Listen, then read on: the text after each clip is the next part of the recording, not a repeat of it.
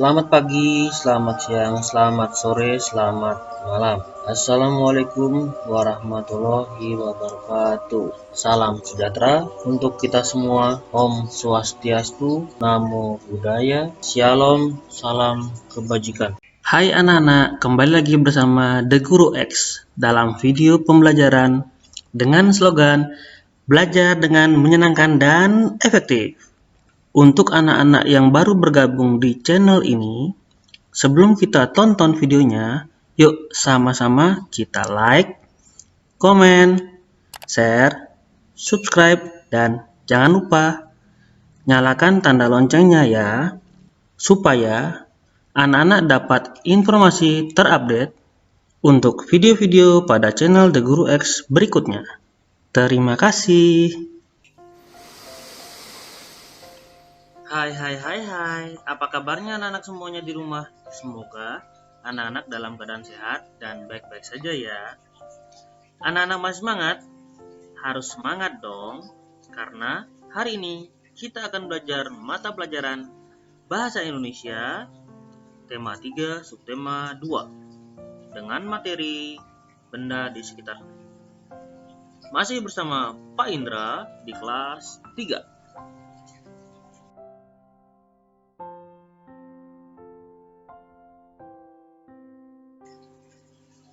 Dalam video pembelajaran kali ini, kita akan sama-sama belajar tentang wujud benda. Oke anak-anak? Sebelum kita ke materi, Pak Indra mau menyampaikan tujuan pembelajaran kita hari ini. Tujuan pembelajaran. Setelah menonton video pembelajaran ini, diharapkan anak-anak mampu mengidentifikasi wujud benda dan mengelompokkan benda berdasarkan wujudnya.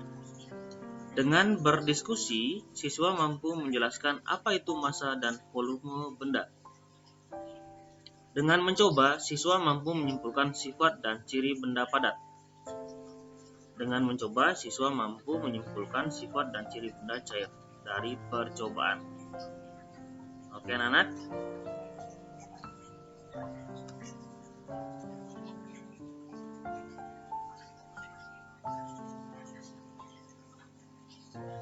Manusia tidak dapat lepas dari benda di sekitarnya. Keberadaan benda mempermudah manusia melaksanakan aktivitasnya. Ada benda yang terbentuk di alam dan ada benda yang dibuat oleh manusia. Yang terbentuk dari alam misalnya air, pasir, dan yang dibuat oleh manusia misalnya mobil ya anak-anak ya. Benda dapat dikelompokkan dalam 3 wujud. Wujud apa sajakah itu? Yuk kita pelajari bersama-sama.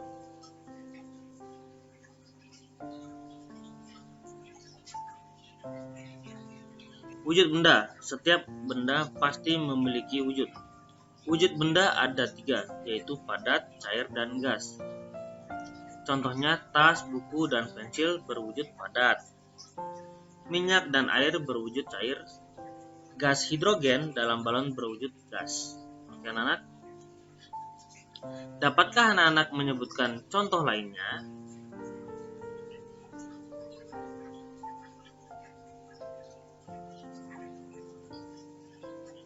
Benda memiliki ciri-ciri yang dapat diamati.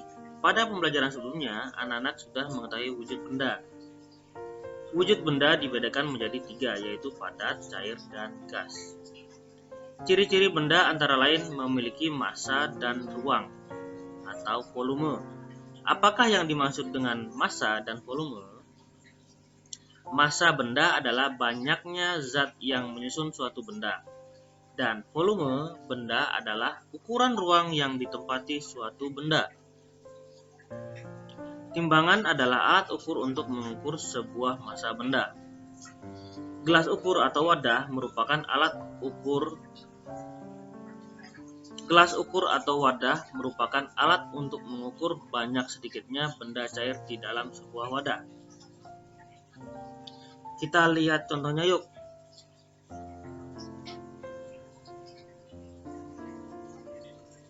Nah, di sini ada batu dan timbangan ya anak-anak ya. Batu diletakkan di atas timbangan. Berapakah massanya? Ya, massanya yaitu 27 kg gram ya. Sekarang kita menghitung volume benda ya anak-anak ya. Nah, bila batu dimasukkan ke dalam air, maka volume air akan bertambah ya anak-anak ya.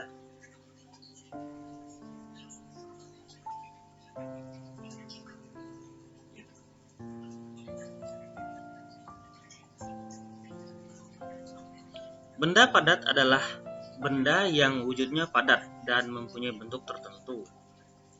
Berdasarkan kekerasan dan kelenturannya, benda padat dibedakan menjadi 3 ya anak-anak ya.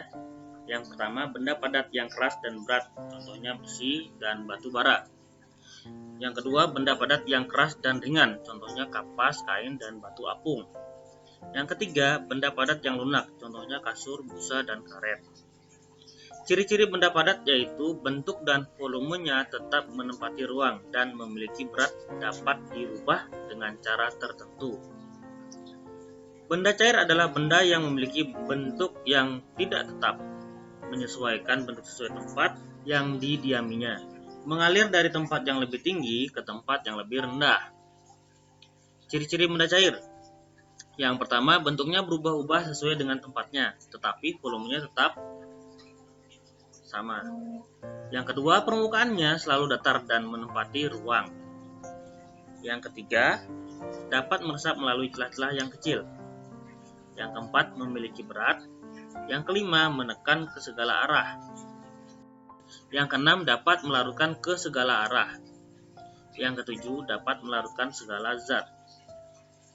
Ciri-ciri benda cair dapat dimanfaatkan dalam kehidupan sehari-hari, antara lain prinsip zat cair yang mengalir dari tempat yang lebih tinggi ke tempat yang lebih rendah, biasanya dipakai untuk mengalirkan air dari toren rumah ke bak mandi yang ada di bawahnya ya anak ya. Selanjutnya, seperti prinsip yang dapat melarutkan beberapa zat, yaitu pada zat padat dapat dilarutkan oleh zat cair seperti gula dan garam. Zat yang dilarutkan disebut zat terlarut. Zat yang melarutkan disebut pelarut. Campuran dua atau lebih zat yang sama disebut larutan. Oke anak-anak, jelaskan. Zat cair yang meresap melalui celah-celah kecil dapat dimanfaatkan pada saat pemakaian lampu minyak dan kompor minyak. Permukaan zat cair yang selalu mendatar dimanfaatkan oleh tukang bangunan untuk mengukur ketinggian yang sama, seperti pemasangan ubin, batu bata, dan lain-lain. Contoh benda cair yaitu air sumur, susu sapi, sari jeruk, sirup, sabun cuci piring, dan lain-lain ya anak-anak ya. Benda gas adalah suatu benda yang mempunyai volume dan bentuk yang selalu berubah-ubah sesuai dengan tempat atau wadahnya. Ciri-ciri benda gas. Yang pertama, bentuk dan volumenya berubah-ubah sesuai dengan bentuk atau volume tempatnya. Yang kedua, memberikan tekanan ke segala arah dan mempunyai berat. Yang ketiga, tidak dapat terlihat dengan kasat mata tetapi bisa dirasakan. Contoh benda gas yaitu uap air, uap knalpot motor, asap pembakaran, pakaian yang kering setelah dijemur, angin dari kipas angin, dan lain-lain. Agar anak-anak cepat hafal dalam mengetahui sifat-sifat benda padat, gas, dan cair, mari kita nyanyikannya anak-anak.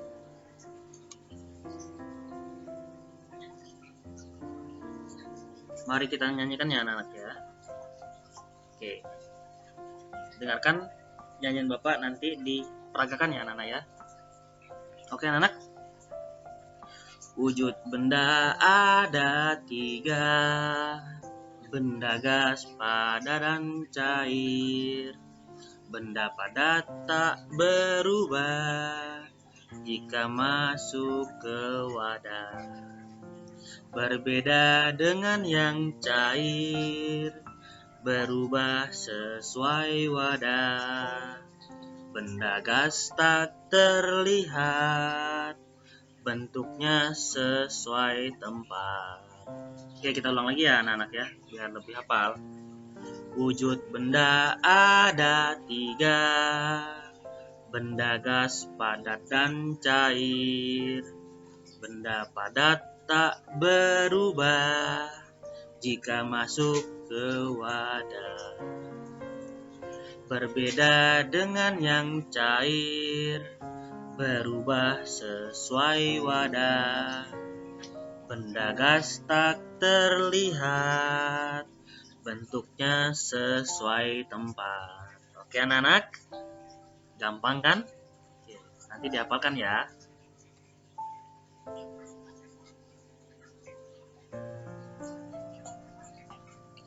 Tugas. Ya, tugas. Di setiap pembelajaran yang Bapak berikan, Bapak selalu memberikan yang namanya tugas. Ya, tugasnya adalah ayo lakukan pengamatan mengenai benda cair. Sebelum melakukan kegiatan, bacalah teks sifat benda cair pada halaman 38 di buku Bupena 3B milik anak-anak ya. Setelah melakukan pengamatan, kerjakan soal-soal berikut ini. Yang pertama, tuliskan hasil pengamatanmu pada buku tugas. Yang kedua, tuliskan kesimpulan hasil pengamatanmu itu. Dan yang terakhir, bacalah hasil pengamatanmu beserta kesimpulan dan divideokan ya anak-anak ya. Videonya kirim ke WA masing-masing wali kelasnya. Oke? Bapak yakin anak-anak pasti bisa. Semangat mengerjakannya anak-anak.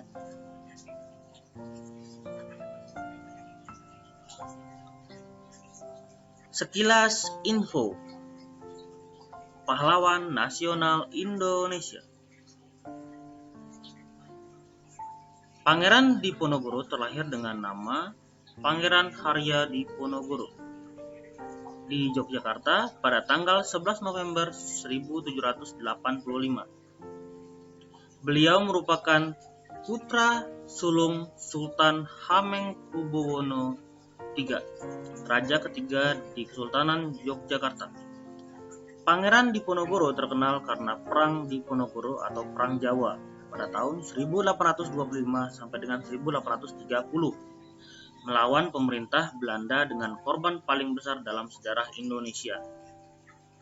Perang Diponegoro berawal ketika Residen Smithside memasang patok di tanah milik keluarga Diponegoro di desa Tegalreja. Saat itu, ia memang sudah muak dengan kelakuan Belanda yang tidak menghargai adat istiadat setempat dan sangat mengeksploitasi rakyat dengan pembebanan pajak. Sikap Diponegoro yang menentang Belanda secara terbuka dijadikan Belanda sebagai alasan untuk menyerang Tegalreja pada tanggal 20 Juni 1825. Oleh karena belum siap menghadapi serangan, Pangeran Diponegoro menyusun strategi perang dengan menyingkir dari Tegalreja. Atas keputusan itu, beliau kemudian mendapat simpati dan dukungan rakyat. Pangeran Diponegoro menyingkir dari Tegalreja kemudian membuat markas di gua yang bernama Gua Selarong, Bantul. Saat itu semangat juang yang dikorbankan Diponegoro membawa pengaruh luas hingga kuliah. Saat itu, semangat juang yang dikobarkan Diponegoro membawa pengaruh luas hingga ke wilayah Pacitan dan Kedu. Salah seorang tokoh agama di Surakarta, Kiai Maja, ikut bergabung dengan pasukan Diponegoro di Gua Selarong. Perjuangan Pangeran Diponegoro ini didukung oleh Sunan Pakubuwono VI dan Raden Tumenggung Prawiradikdaya, Bupati Gagatan. Tahun 1827, Belanda menyerang Diponegoro menggunakan sistem benteng sehingga pasukan Diponegoro terjepit. Pada tahun 1829, Kiai Maja memimpin spiritual pemberontakan, ditangkap lalu menyusul kemudian Pangeran Mangkubumi dan Panglima utamanya Sentot Ali Basya, Prawira Negara, menyerah kepada Belanda. Oleh karena begitu susahnya menangkap Pangeran Diponegoro, Belanda mengadakan sayembara dengan hadiah 50.000 gulden diberikan kepada yang dapat menangkap Diponegoro. Hingga akhirnya pada tanggal 28 Maret 1830, Jenderal de Kock berhasil menjepit pasukan Diponegoro di Magelang. Di sana, Pangeran Diponegoro menyatakan bersedia menyerahkan diri dengan syarat sisa anggota laskarnya dilepaskan.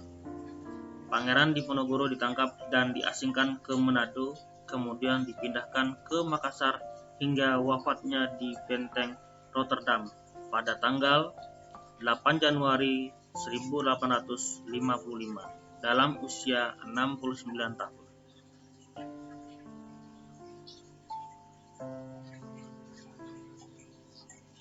Terima kasih anak-anak. Ingat selalu S4 ya. Selalu semangat setiap saat. Oke? Demikian pembelajaran hari ini. Semoga materi yang sudah Bapak berikan tadi bermanfaat bagi anak-anak semuanya ya. Ingat selalu rajin belajar, olahraga teratur agar kesehatan terjaga, sering cuci tangan, pakai masker jika keluar rumah, dan stay at home ya anak-anak. Dadah. Untuk anak-anak yang baru bergabung di channel ini, silahkan tonton video kami yang lainnya ya. Jangan lupa like, komen, dan share video-video kami ya. Sampai jumpa di video berikutnya. Dadah.